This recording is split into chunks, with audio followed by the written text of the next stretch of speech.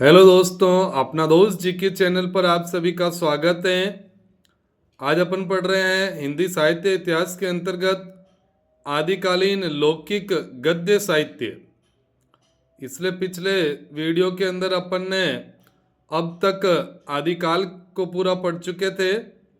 वो वीडियो आपने नहीं देखे हैं तो डिस्क्रिप्शन बॉक्स में उसकी प्लेलिस्ट है, वहाँ से आप संपूर्ण आदिकाल की कक्षाएं पढ़ सकते हैं। आदिकालीन लौकिक गद्य साहित्य में सबसे पहले हैं राउल वेल। राउल वेल रचना के रचनाकार हैं रोड़ा कवि। इसका संस्कृत नाम था राजकुल विलास। ये रचना 10वीं शताब्दी में लिखी गई थी। राउल वेल एक गद्य पद्य मिश्रित है, अर्थात ये एक चंपू काव्य है। चंपू रचना है राउल वेल। ये हिंदी में चंपू परंपरा की प्रथम रचना मानी जाती है। इसमें कालचुरी राजवंश के किसी शासक के सामंत की 7 नायिकाओं का नक्शिक वर्णन है। यह हिंदी की प्रथम रचना है जिसमें नक्शिक वर्णन मिलता है। महत्वपूर्ण कथन है, हिंदी की प्रथम रचना जिसमें नक्शिक वर्णन मिलता है वो राउल वेल है, रोड़ा कवि की रचना है। बहुत ही महत्वपूर्ण प्रश्न यह भी है कि यह एक शिलालेख कृति है, यानी शिला पर रचित है। शिलालेख कृति राउल वेल है। इसमें कुल 23 शिलालेख थे। ये वर्तमान में मुंबई के प्रिंस ऑफ वेल्स संग्रहालय में संग्रहित है। इसमें 7 भाषाओं के शब्द मिलते हैं जिनमें राजस्थानी प्रमुख है। रामचंद्र तिवारी कहते हैं कि राउल वेल की भाषा मूलतः मध्य देशीय अपभ्रंश है, किंतु इसमें पंचाई और पूर्वी अपभ्रंशों का भी संश्लेष है। रामचंद्र तिवारी। इसी कड़ी में विश्वनाथ प्रसाद मिश्र का कथन है, राउल वेल हिंदी की गद्य पद्य मिश्रित चंपू परंपरा की प्राचीनतम रचना है। विश्वनाथ प्रसाद मिश्र। तो राउल वेल गद्य पद्य मिश्रित चंपू परंपरा की प्राचीनतम रचनाकार है रोड़ा कवि। आदिकालीन लौकिक गद्य साहित्य में दूसरी रचना है उक्ति व्यक्ति प्रकरण। उक्ति व्यक्ति प्रकरण के रचनाकार दामोदर शर्मा है। इसका समय 12वीं सदी रहा है। ये एक व्याकरण ग्रंथ है।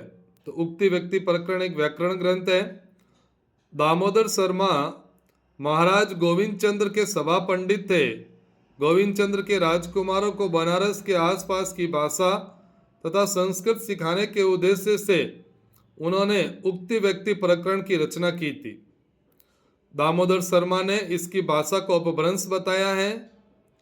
डॉक्टर सुनीति कुमार चटर्जी इसकी भाषा को प्राचीन कोसली अर्थात अवधि मानते हैं। तो उक्ति व्यक्ति प्रकरण की भाषा वैसे अपभ्रंश है, लेकिन सुनीति कुमार चटर्जी इसे अवधि मानते हैं।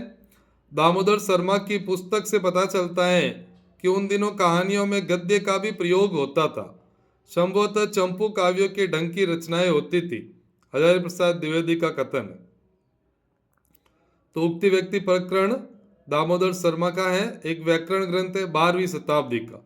और राउल वेल जो कि शिलांकृत कृति है और चंपू काव्य है रोड़ा कवि की 10वीं शताब्दी की। तीसरी रचना अपन पढ़ते हैं वर्ण रत्नाकर। वर्ण रत्नाकर के रचनाकार ज्योतिरीश्वर ठाकुर है।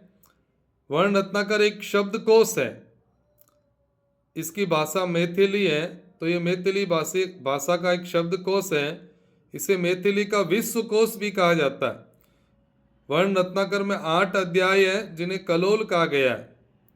पहला नगर वर्णन, दूसरा नायिका वर्णन, तीसरा आख्यान वर्णन, चौथा है ऋतु वर्णन, पांचवा प्रयाणक वर्णन, छठा बटादी वर्णन, सातवां शमशान वर्णन और 8वां अपूर्ण।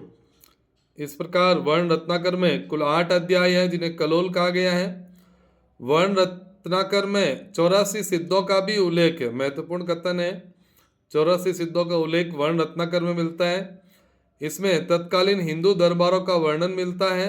वर्ण रत्नाकर का प्रकाशन सुनीति कुमार चटर्जी एवं बबुआ मिश्र द्वारा the Royal Asiatic Society of Bengal से करवाया गया था। तो ये थी आदिकालीन गद्य साहित्य की कुछ रचनाएं। वीडियो को पूरा देखने के लिए बहुत बहुत धन्यवाद।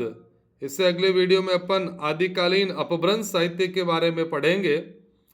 आपने अभी तक अपना दोस्त जीके चैनल को सब्सक्राइब नहीं किया है तो अवश्य कर लेवें। यहाँ पर सभी प्रकार के उत्सव और कार्यक्रमों के लिए मन संचालन, शायरी एवं एजुकेशनल वीडियो, हिंदी साहित्य का इतिहास संपूर्ण मिलेगा। बहुत बहुत धन्यवाद।